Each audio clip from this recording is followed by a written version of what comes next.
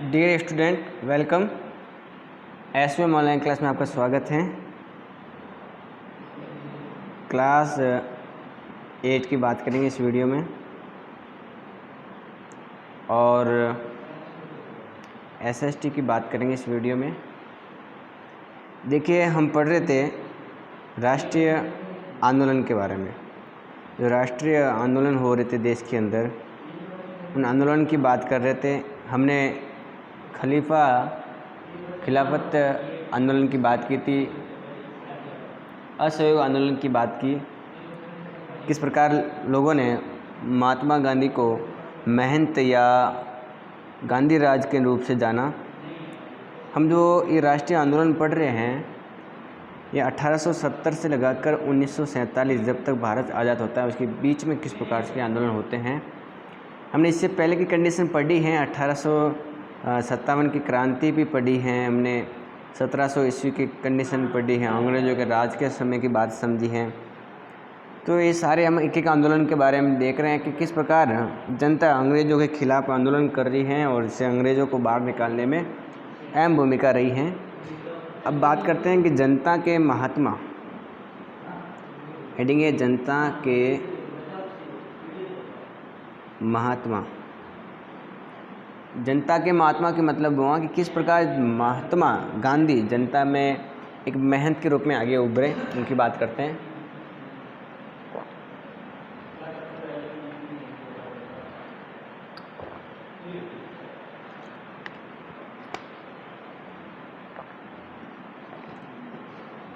इन उदाहरणों के आधार पर हम देख सकते हैं कि अलग अलग जगहों के जो लोग हैं वो महात्मा गांधी को एक भगवान के रूप में, मसीहा के रूप में मानने लग गए। मतलब भगवान मानने लग गए, महात्मा गांधी को देवता का दर्जा देने लगे लोग, उनको मसीहा मानते हैं। लोगों को विश्वास था कि जो महात्मा गांधी हैं वो लोगों के दुख दूर करेंगे और उन्हें करों से, अंग्रेज़ों से मुक्ति दिलाएंगे। इस प्रकार की कल्पनाएँ लोग करने लग गए थे, उनको भगवान का दर्जा देने लग गए थे महात्मा गांधी को।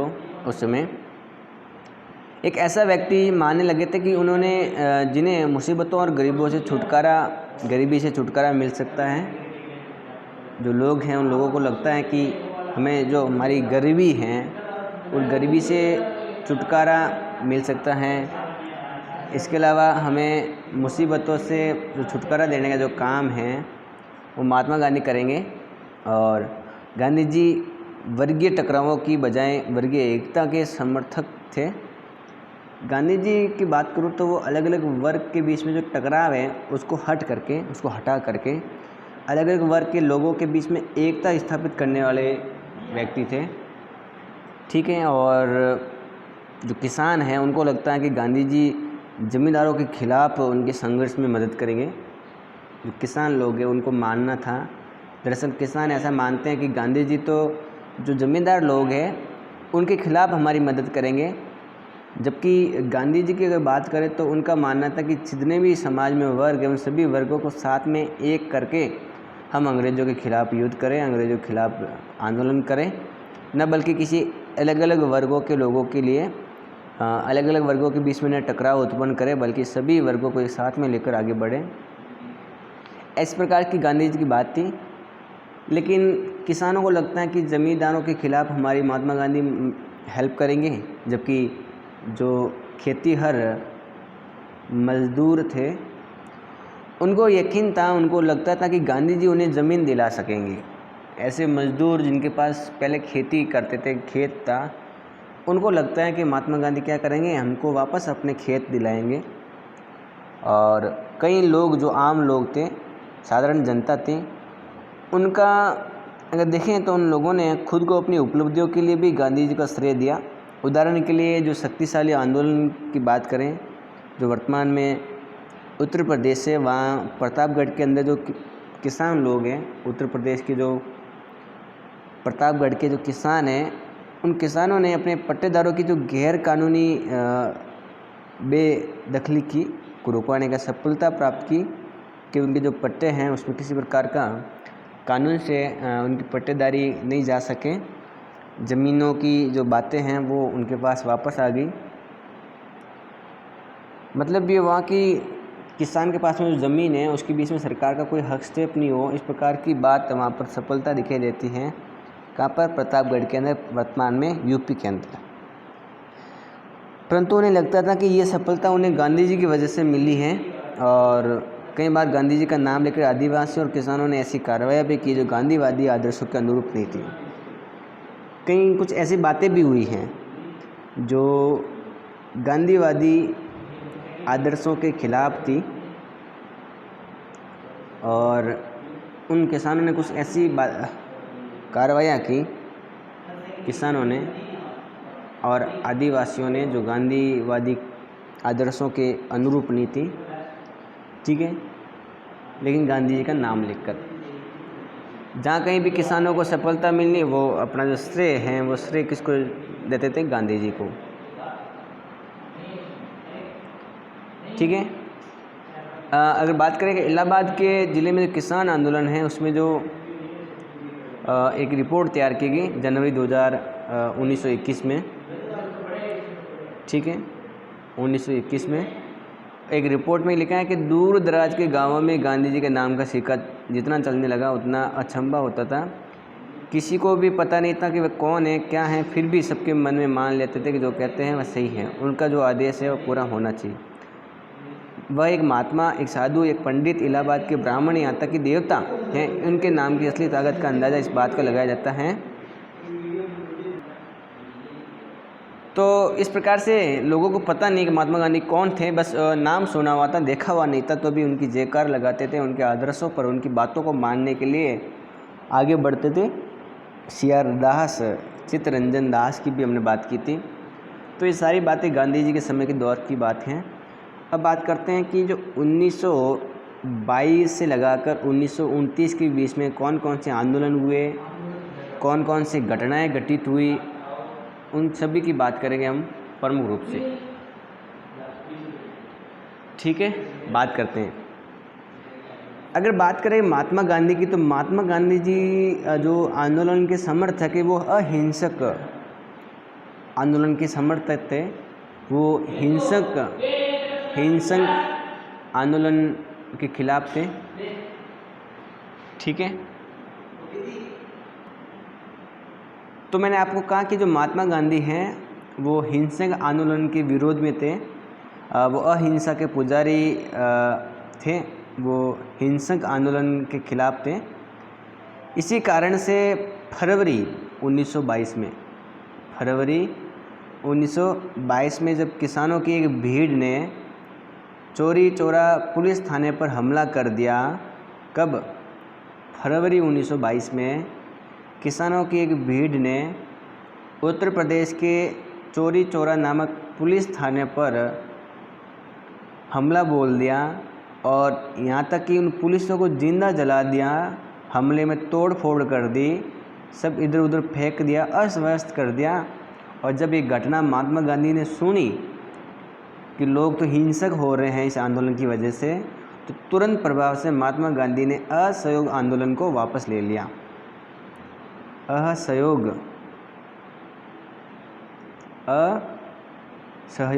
आंदोलन वापस ले लिया, और उस दिन उस घटना में 22 पुलिस मारे गए। किसान बेकाबू हो गए थे क्योंकि पुलिस ने उन्हें शांतिपूर्ण जुलूस पर गोली चला दी थी। पुलिस ने क्या कर दिया? गोली चला दी शांतिपूर्ण। जब वो जुलूस निकाल रहे थे, अब जाते हुए जुलूस जो शांतिपूर्ण जा रहा है, किसान लोग शांति से जुलूस निकाल रहे हैं, पुलिस वाले आए, गोली चलाना शुरू कर दिए। किसानों का हुआ दिमाग खराब, उन्होंने उस पुलिस थाने को पूरा ही उड़ा दिया, आग लगा दी पुलिस थाने के अंदर, और उस आग में 22 पुलिस जिंदा मर गए। कितने पुलिस मर गए जिंदा? 22। जब से चोरा चोरी जो हत्याकांड हुआ है, पुलिस मारे हैं, पूरे 22 पुलिस जिंदा जल गए हैं, तो महात्मा गांधी ने अपना असहयोग आंदोलन वापस ले लिया। क्योंकि आपको पता है कि महात्मा गांधी तो हिंसक आंदोलन के विरोध में थे। तो एक तो बात ध्यान रखने की, असहयोग आंदोलन में वापस क्यों लिया, उसकी वजह आपको समझ में आ गई। तो फरवरी 1922 में हत्याकांड हुआ, चोरी चोरा पुलिस थाने पर हमला हुआ इसकी वजह से। अब जब असहयोग आंदोलन ख़त्म हो गया था तो जो महात्मा गांधी के अनुयायी थे, महात्मा गांधी का अनुसरण करने वाले, वो जो अनुयायी हैं वो ग्रामीण इलाकों में अपने ढंग से, अपने तरीक़ों से रचनात्मक कार्य शुरू कर देते हैं। और उस में से अगर हम देखें तो वो एक तो चित्तरंजन दास, CR दास और मोतीलाल नेहरू।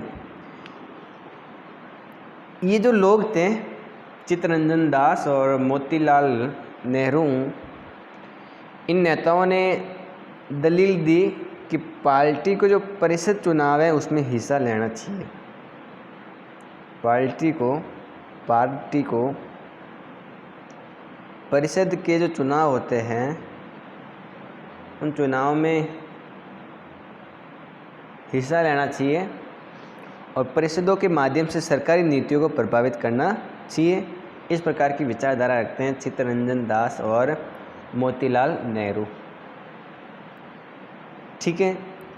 और 20 के दशक के मध्य में देखें तो गांवों में एक व्यापक सामाजिक कार्यों की गांधीवादियों का अपना एक जनाधार फैलने लग गया था और 1930 में शुरू किए गए सविनय अवज्ञा आंदोलन, ये जनाधार काफ़ी उपयोगी साबित हुआ, क्योंकि इस असहयोग आंदोलन से लोगों के बीच में गांधी जी की प्रसिद्धि फैल गई थी। और जब 1930 में सविनय अवज्ञा आंदोलन हुआ तो उसे जनाधार काफ़ी उपयोगी हुआ, क्योंकि अब लोग जल्दी से जुड़ने लगे थे।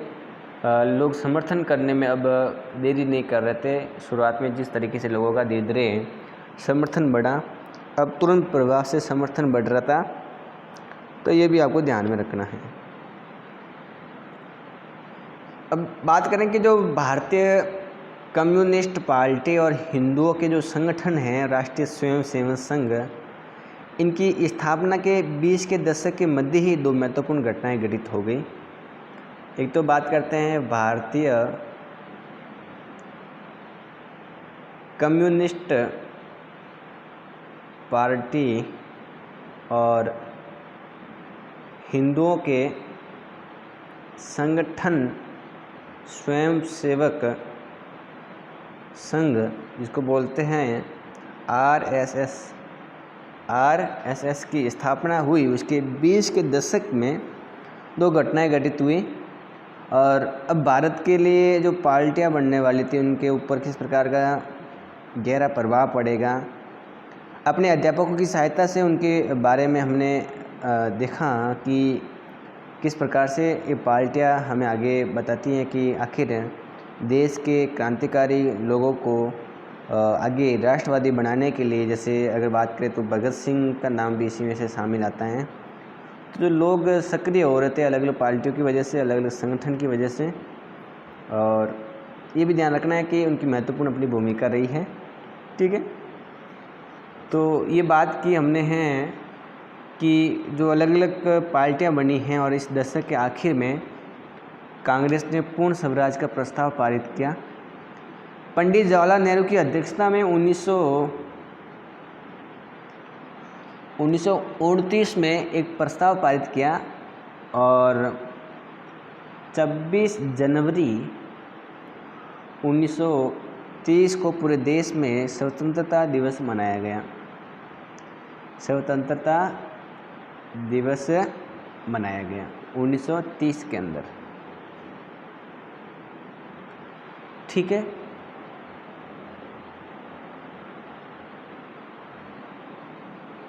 तो एक बात तो ये ध्यान रखनी है कि कब स्वतंत्रता दिवस मनाया सबसे पहले, तो 26 जनवरी 1930 को। उससे पहले 1929 के अंदर ध्यान रखना है कि पंडित जवाहरलाल नेहरू ने पूर्ण स्वराज के प्रस्ताव को पारित किया अपने कांग्रेस के अंदर, कांग्रेस ने, और 1930 में 26 जनवरी को पूरे देश में स्वतंत्रता दिवस मनाया गया। ठीक है। तो उस समय किस प्रकार राजनीतिक आंदोलन आगे बढ़ रहे थे, उनके संगठन की हम बात कर रहे थे, वो भी अच्छी तरह से समझ सकते हैं। अगर बात करें साइमन कमीशन का विरोध करने वाले जो आंदोलनकारी हैं, उन्होंने साइमन कमीशन का विरोध किया 1927 के अंदर, जब इंग्लैंड में जो सरकार बैठी थी, ब्रिटिश सरकार, उसमें जो लॉर्ड साइमन है उसकी अगुवाई में एक आयोग भारत भेजा 1927 के अंदर। मैंने आपको कहा कि लॉर्ड साइमन की अगुवाई में एक आयोग भारत में भेजा, और इस आयोग को भारत में जो राजनीतिक भविष्य का फैसला करना था, इस आयोग में कोई भी भारतीय लोग नहीं थे, और इस वजह से इसका भारी विरोध हुआ और राजनीतिक संगठनों भी इस आयोग को बहिष्कार का फैसला लिया। जब कमीशन के सदस्य भारत पहुंचे तो प्रदर्शन के साथ उनका स्वागत किया गया। प्रदर्शनकारियों का नारा था कि साइमन वापस जाओ, साइमन वापस जाओ। प्रदर्शनकारियों ने कह सकते हैं कि नारा लगाया, साइमन वापस जाओ। तो साइमन कमीशन का विरोध क्यों हुआ उसकी बात करते हैं अपन, ठीक है। तो वापस ध्यान रखेंगे कि 1927 के अंदर लॉर्ड साइमन की अगुवाई में एक आयोग भेजा भारत के अंदर, उसका नाम था Simon commission. Simon commission, commission का मतलब ही ये होता है आयोग। तो साइमन आयोग जब भारत में आ रहा था, भारत के लिए अलग अलग कानून व्यवस्था बनाने के लिए, जबकि उसमें भारत का कोई व्यक्ति नहीं था, तो इसलिए लोगों ने इनका विरोध किया और नारे लगाए, साइमन वापस जाओ। कब? 1927 के अंदर। तो ये बात ध्यान रखनी है। अब महात्मा गांधी की हमने काफ़ी बात की है, उसको हम आगे देखेंगे। उससे पहले हम बात करते हैं थोड़ी भगत सिंह की। कहा जाता है कि बहरे कानों को सुनाने के लिए दम्माकी की ज़रूरत पड़ती है। अगर अंग्रेज़ों को ज़ोर ज़ोर से बोलने पर सुनाई नहीं देता है, अगर उनके कान बहरे हैं, तो फिर ज़रूरत पड़ती है दम्माकों की। तो इस प्रकार से इंकलाब जिंदाबाद का जो नारा, इंकलाब जिंदाबाद, ये जो नारा दिया था, ये भगत सिंह ने दिया था। इंकलाब जिंदाबाद का नारा किसने दिया? भगत सिंह ने। उनकी एक लाइन थी कि बहरे कानों को सुनाने के लिए दम्बाकू की ज़रूरत होती है, वो भगत सिंह। राष्ट्रवादी जो आंदोलन के क्रांतिकारी थे, राष्ट्रवादी, अगर मैं बात करूं आपके सामने कि क्रांतिकारी जो राष्ट्रवादी थे, देश प्रेम उनमें भरा हुआ था, जिसमें 3 व्यक्तियों का नाम सामने आता है। एक तो है भगत सिंह। कौन है? भगत सिंह। एक हैं चंद्रशेखर और एक हैं सुखदेव। ये क्रांतिकारी थे और ये औपनिवेशिक शासन, अमीर शोषण वर्ग के खिलाफ लड़ने के लिए आगे बढ़ते हैं। मजदूर और किसानों की क्रांति चाहते थे, इन लोगों की भावनाएं थी, और इस प्रकार से अंग्रेज़ों को भगाने के लिए 1928 में दिल्ली स्थित फिरोज शाह, दिल्ली में एक जगह है फिरोज शाह कोटला, फिरोज शाह कोटला। तो 1928 के अंदर दिल्ली में स्थित फिरोज शाह कोटला में एक संगठन की स्थापना की, जिसका नाम था Hindustan socialist Republican association, socialist Republican association मतलब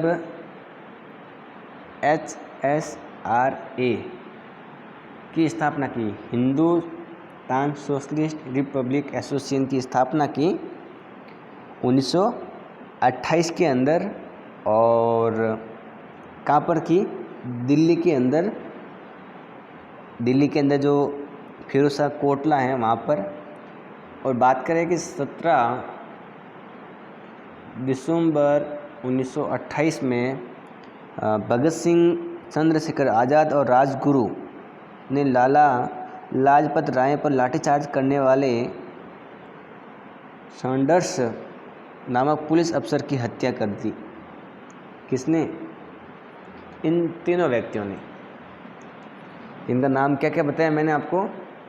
भगत सिंह, चंद्रशेखर और सुखदेव, राजगुरु, सुखदेव, इन तीनों ने मिल करके जो अंग्रेज अधिकारी था, अंग्रेज पुलिस अफसर था सैंडर्स, जिसने लाठीचार्ज करवाया लाला लाजपत राय पर, तो इसकी हत्या कर दी। और क्योंकि लाठी चार्ज की वजह से लाजपत राय की मृत्यु हो गई थी, इस वजह से इन तीनों ने मिलकर इनकी हत्या कर दी। और अपने साथी बीके दत्त के साथ में भगत सिंह ने 8 अप्रैल 1929 में केंद्रीय विधान परिषद में बम फेंक दिया। बीके दत्त और भगत सिंह ने 8 अप्रैल 1929 में केंद्रीय विधान परिषद में बम फेंक दिया। क्रांतिकारियों ने अपने पर्चे में लिखा था कि उनका मकसद किसी को जान लेना नहीं बल्कि बहरों को सुनाना है तथा विदेशी सरकार को उनके द्वारा किए गए भयानक शोषण से अवगत कराना है। और उसी वजह से भगत सिंह को, सुखदेव को और राजगुरु, सुखदेव, भगत सिंह को, इन तीनों को 23 मार्च 1931 को फांसी पर चढ़ा दिया। और भगत सिंह की उस समय आयु थी वो मात्र 23 साल की। तो 23 साल के बंदे को, भगत सिंह को, फांसी पर चढ़ा दिया गया। कब? 23 मार्च 1931 को भगत सिंह को फांसी पर चढ़ा दिया। वजह क्या बताएगी उनको कि 8 अप्रैल 1929 को उन्होंने सैंडर्स पर, जो पुलिस अफसर था, उनकी हत्या कर दी और परिषद में बम फेंक दिया इस वजह से। ठीक है, तो इस प्रकार की बात आती है भगत सिंह की। और हमने बात की है भगत सिंह की, देश हितैषी, देश प्रेमी, राष्ट्रवादी व्यक्ति की। इनका कहना था कि जो बहरे कान है उनको सुनाने के लिए धमाकों की जरूरत पड़ती है, और इंकलाब जिंदाबाद के नारे लगाए इन्होंने। ठीक है, तो ये सारी बातें आपको ध्यान में रखनी है। इस वीडियो को 2-3 बार देखना है और वीडियो को लाइक करें, चैनल को सब्सक्राइब करें और वीडियो को शेयर ज़रूर करें। किताब हो तो आपके पास किताब से भी इस टॉपिक को पढ़ सकते हो आराम से। ठीक है, तो आज के लिए इतना ही।